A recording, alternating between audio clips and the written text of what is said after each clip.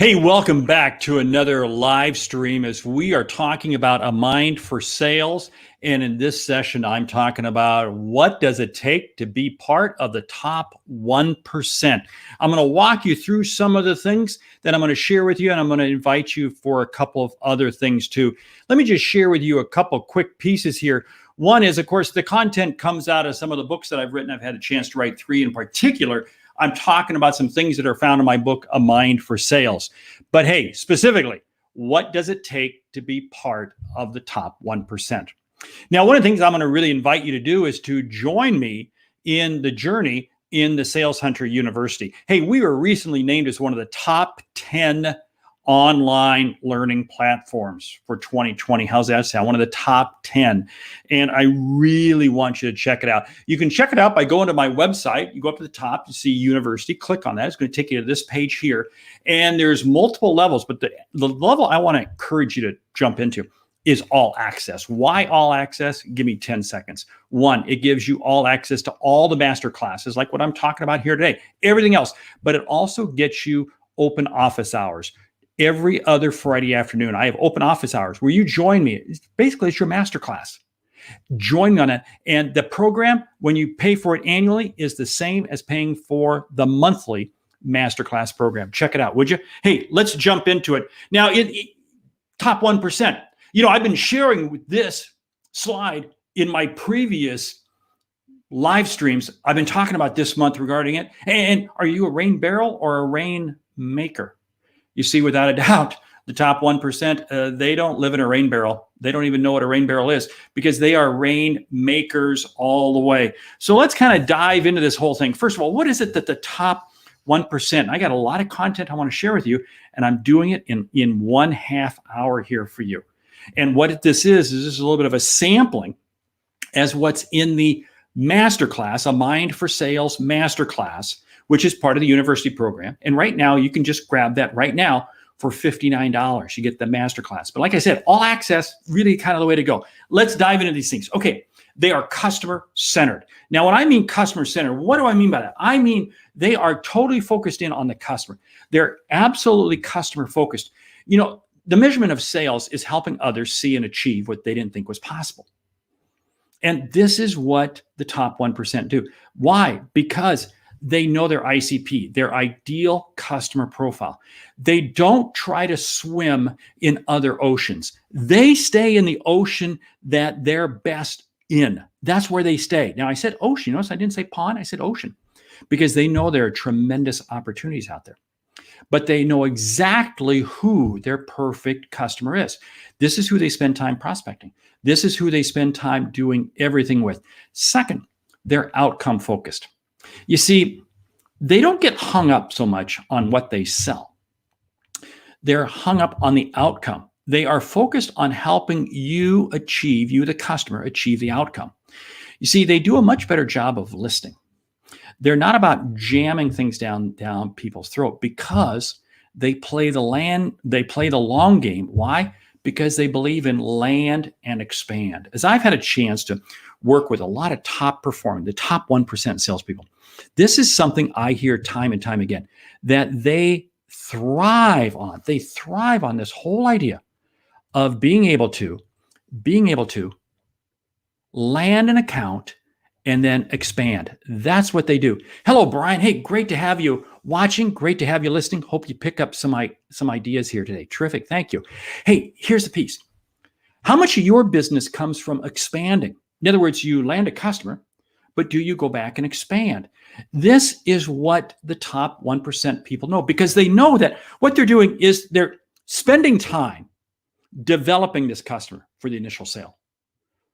Why give up on it? Why do you want to? You don't want to give up on it. You want to continue it, and you get the ROI on that relationship by being able to expand, and that really creates more value for them because they understand the lifetime customer value. They are very wired in on the lifetime customer value. This is why the top 1%, they will spend an inordinate amount of time just to land that initial sale, because they know that over the lifetime, it's going to generate X more. This is why for other customers, They may not spend much time with them because they know this isn't going to go anywhere. So the lifetime value is, see, they understand the value of their time. The other piece is relationships. They know relationships work for them because relationships to them are their 24/7 sales tool. Now, what do I mean by this? Because they know that relationships will help bring them deals, will help create opportunities, will help open doors for them. I talk a lot about how your reputation arrives before you do. You bet it does arrive before you do. Yes. What does this mean? This means that they spend time developing relationships, but they don't become so enamored with them. Now, what do I mean by that? They don't become consumed with social media. Some of the best top 1%ers that I know aren't even on every social media platform. Yes, that's correct. They're only on one. I know one in particular who is not on Facebook. He is only on LinkedIn because that's where his audience is. See, that's the relationships that he's going to develop, and he's going to focus in on them very, very well. You see, what's very interesting is when I do this, I become much more focused on my ICP. I become much more focused on each one of the elements I'm talking about. Let's go on to the next one. They are priority driven, not time driven. This is probably the biggest single piece of information that I can share with you today. They are priority driven, not time driven. You see, the difference between the top 1%ers and the middle of the road people. The middle of the road people feel overwhelmed. The top 1% of the people are in control. They are in control. And why are they in control?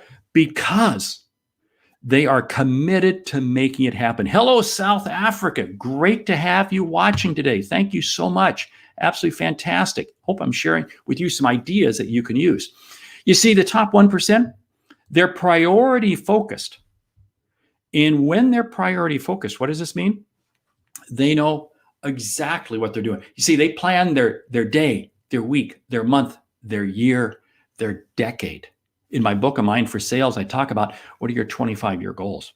The top 1% have 25-year goals. You see, they don't go into a day without knowing exactly what they're going to do. They don't go into a week without knowing exactly what they're going to do. They have their time working for them. If you look at their calendars, you're going to see their calendars. They control their calendars. And it's undoubtedly color coordinated. I mean, I look at when I see top performers, I see color coordination where this is a color that they're using for prospecting. This is the color they're using for writing deals. This is the color that they're using for networking. And they create different, and what does this do? It keeps them focused. You see, they're absolutely focused. Time blocking. They use time blocking. They don't jump from one thing to another. And again, this is probably the easiest way that this is probably the easiest thing you can do to help grow your productivity. Time block. Don't sit there and jump from activity to activity, but rather bucketize them. That's my technical term, bucketize them. I see top performing people, what they do is they say, I'm going to set aside 2 hours just for prospecting. I'm going to set aside 2 hours just for following up. I'm going to set aside 2 hours for this activity or whatever it might be. It might be an hour, might be 3 hours, might be 4 hours, but they absolutely time block. And when they get done with that time block, they evaluate themselves as to how efficient they were, because they're not just content on having a productive day. They want to make sure each hour of the day is productive. Think about that. Outcome focused. You see, when they set priorities, they're focused on what are the outcomes that they're going to achieve. In other words, they don't just think about prospecting. They're outcome focused in terms of they're going to make 14 calls or they're going to make 15 calls or follow up.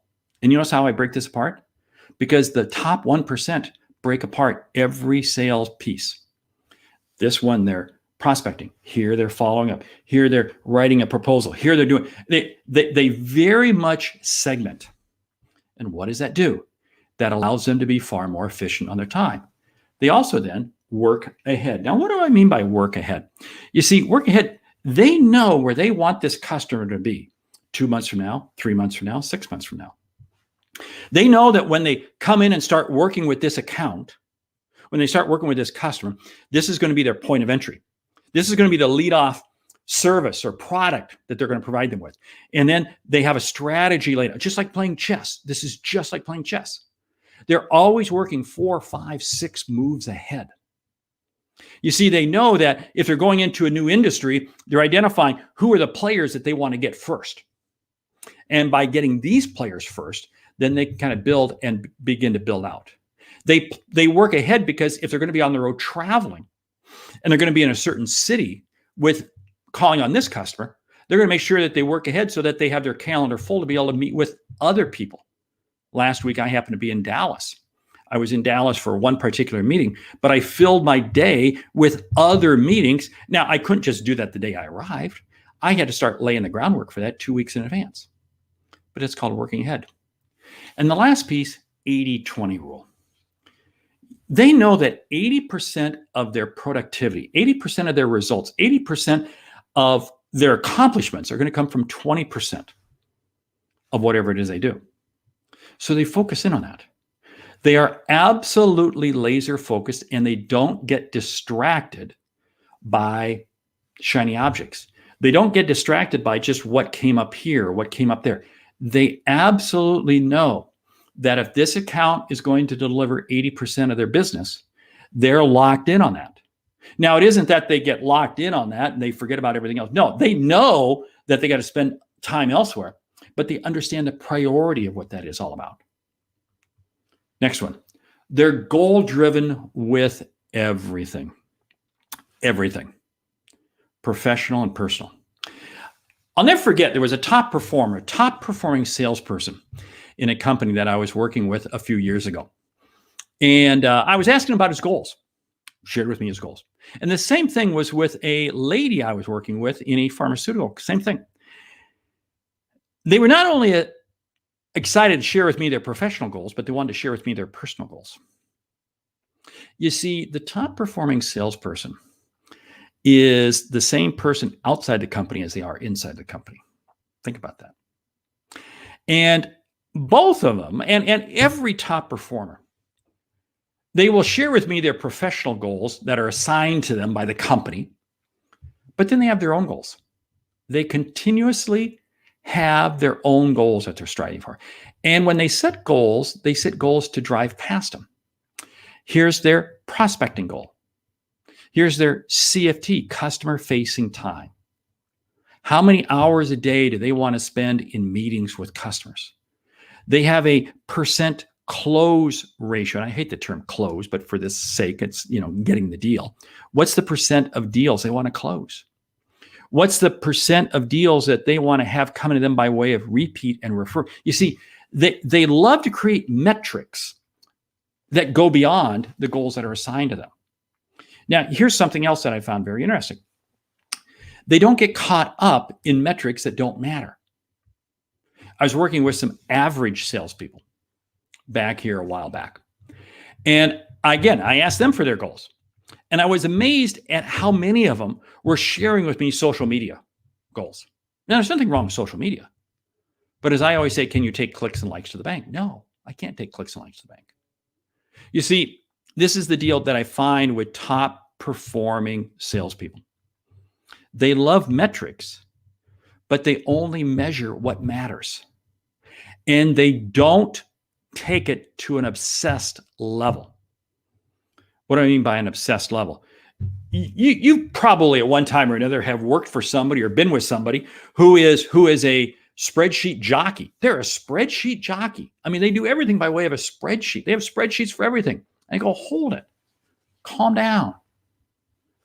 You see, the top performing salespeople know that they're goal driven, but it doesn't have to be complicated. Think about that. I'm amazed at the number of top performing salespeople who were incredibly relaxed because they know exactly what they want to do, when they want to do it, and they're just working their way towards it. Wow. Think about that for a moment. Let's go on to the next one. They accept responsibility for 100% of the sales process and the results they get. They don't pass blame. They do not pass blame. I see this happening far too often with average salespeople. Well, we could have sold more if we had been able to get inventory. We could have done more if we could have done this. Top performing salespeople don't. They have a no excuse mentality. And what's very interesting is this frames their thinking. This is what I find, and I have found this to be time and time again. This frames their thinking because they're always figuring out, okay, what's the solution? You see, when people pass blame, then they're willing to stop. Well, I wasn't able to do that because of this. So then they stop. The top performing salespeople don't stop. They absolutely keep pushing on, pushing on, pushing on. See, think about that for a moment. The biggest difference I find here, and they accept responsibility, is when it comes to lead generation. The top performing salespeople know that the best leads are their leads. The best leads are their leads, not the leads that come from marketing. They love having marketing send them leads, but they know that at the end of the day, many times those just aren't really super qualified. They know that they have to generate their own leads. And see, they accept responsibility. They have a positive attitude in everything, everywhere. What's very interesting is I'll be working with a top performing salesperson and we'll go to lunch. And maybe lunch just doesn't quite go right. There's too big of a crowd, too big of a line. It doesn't faze them. It does not faze them. It doesn't faze them. That's absolutely mind-blowing. You see, because they literally go into everything expecting to achieve success. Again, I was talking to a top performing salesperson as he was getting ready to start the day. This top performing person spent literally all day on the telephone. Basically, they were outbound selling. It was a very short sales cycle. And I said, "Where's your mindset in the morning?" He says, "My mindset in the morning is I'm going to be making probably anywhere between 50 and 75 calls today, and I expect to have success. I absolutely expect." And I said, "That's interesting. Now, what happens when you have a bad call?" He says, it doesn't faze me. It does not faze me in the least bit if I'm having a bad call, because I know that the next call is going to be absolutely, absolutely successful. You see, they literally expect to achieve success.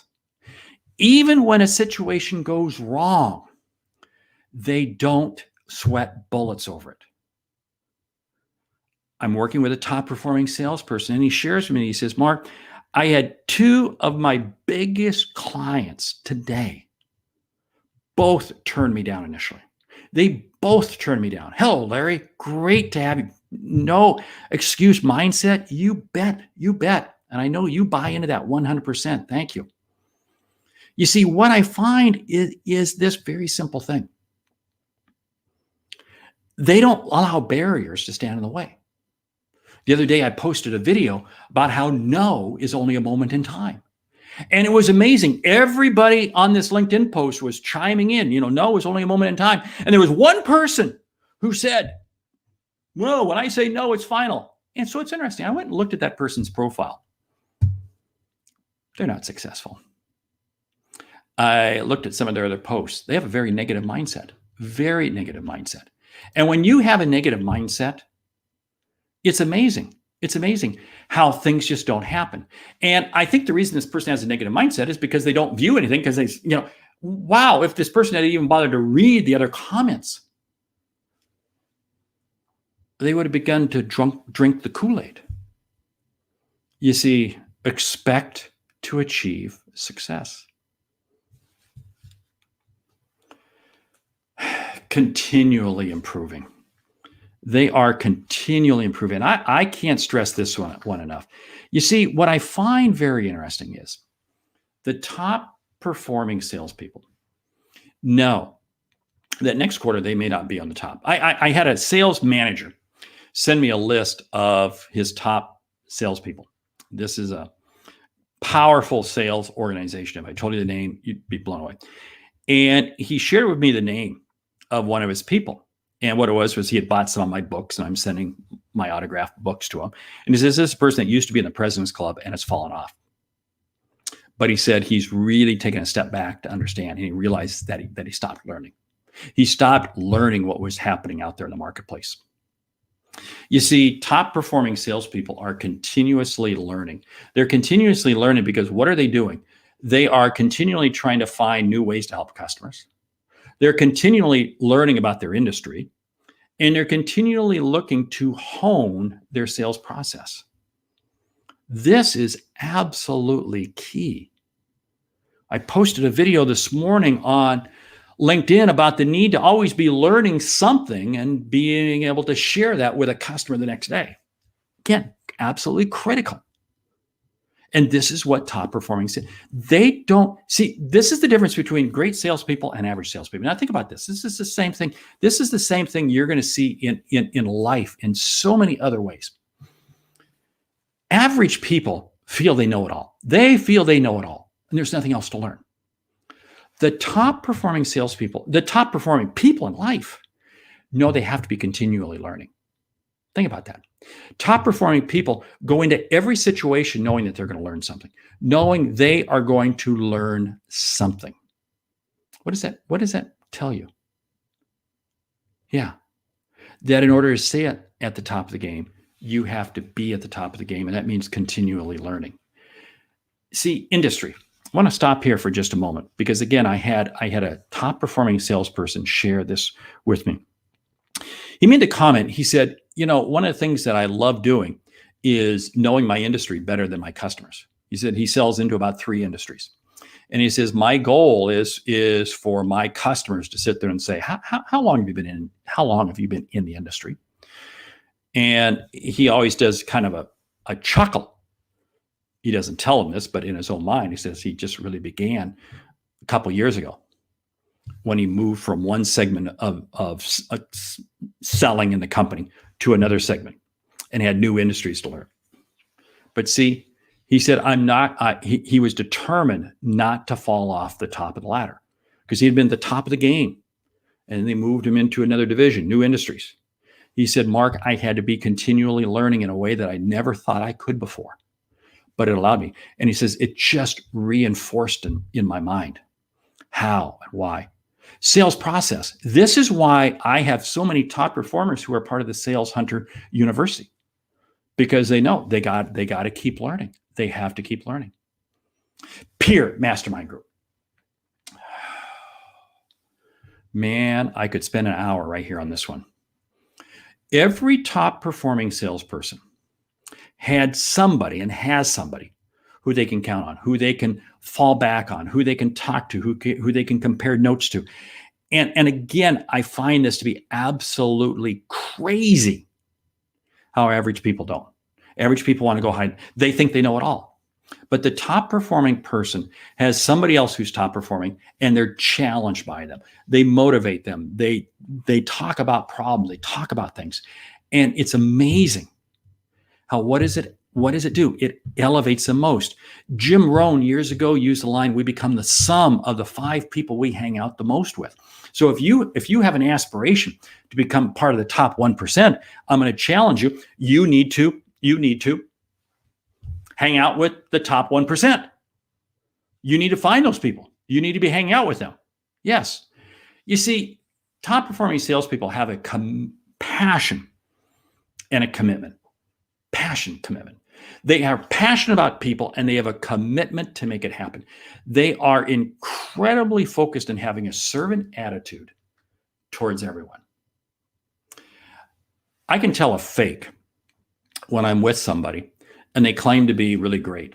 And then we walk into a coffee place and they rip the barista. Or we go for lunch and they rip the waitstaff. You see, the top performing person has the servant attitude towards everyone, every individual out there. What's the last piece? Last piece I'm going to share. Well, no, I got some more. I got some more pieces here for you. It really is around discipline. They have a disciplined lifestyle. And again, what I find is the top performing salespeople, it is amazing. They're disciplined at what time they get up, what time they go to bed. They know that it's the little things in life that make a difference long term. There's a book I'm really high on right now called Atomic Habits. And it's talking about doing all the little things consistently. And that's what they do. You see, what they do is they know that integrity and trust are absolutely key. They know that family and friends you can't fly solo in this thing. I talked to some people who had been in the top 1% and fell off the top 1%. And they said, Mark, the reason I fell off the top 1% is because I went through a really ugly divorce. And I fell off my horse. And it's been very difficult to get back on it. You see, they're disciplined with their lifestyle in terms of their family and friends. Resources, financial. Resources, just what they're gifted with. In terms of the car they drive, the home they live in, whatever resources they might have, they use them wisely, they use them well. Financial, they may not be blessed with everything, but still what they have, they take care of. You see, again, they're disciplined. They're disciplined with their physical body, their physical in terms of their diet, in terms of physically working out, and their sleep. These are not the people who sit there and get 4 hours of sleep. This is something I've noticed that has changed over the last 4 or 5 years significantly. Whereas people used to crave on, I only get by on 3-4 hours sleep. Now people are saying, no, I want to make sure I get at least 7. And they're wired mentally and spiritually in terms of being balanced at whatever faith they have or wherever they are in their walk in life. But they're disciplined. Again, it's what the top 1% deal with. You see, here's what it comes down to. Sales is not a job. It's not a profession. It's a lifestyle.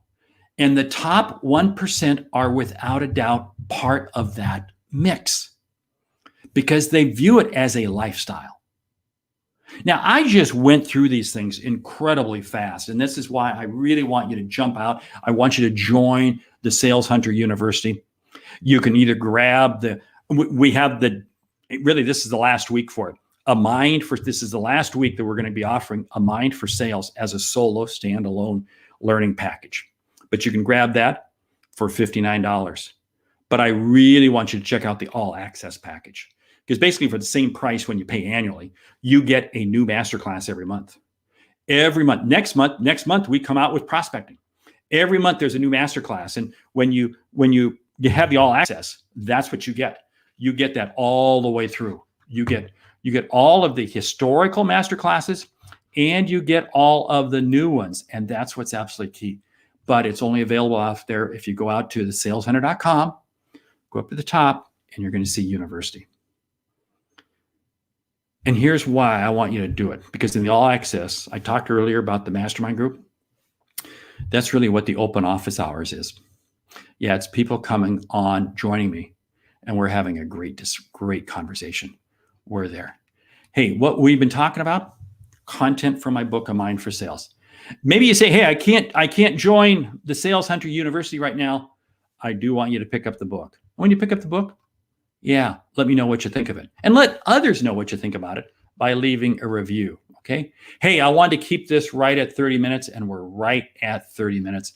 I want to say thank you for watching. I want to say thank you because sales is not a team sport. Sales is a community, and it's my job to help lift you up just as it's your job to help lift up your customers. I'm Mark Hunter. Great selling.